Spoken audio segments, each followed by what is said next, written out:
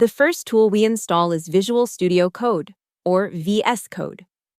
VS Code is a popular text editor developed by Microsoft. Even though you can use the Replicator without it, this tutorial employs VS Code for 3 reasons. First, VS Code is so extensive that it allows us to cover much of this tutorial in a single application. Second, it is almost identical across the 3 discussed operating systems. And third, it is very beginner-friendly with lots of intuitive interfaces and extensions.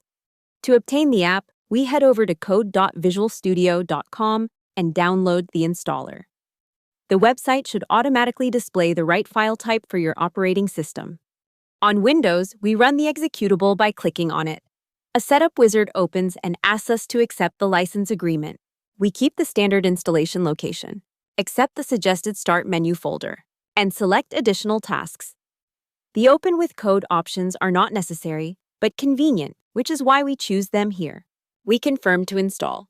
We launch the application, which we will use throughout the tutorial. On Debian-based Linux distributions, we open the download directory in the terminal and install the software from the file via our package manager. On macOS, we download and extract the archive, then drag the app into the applications folder.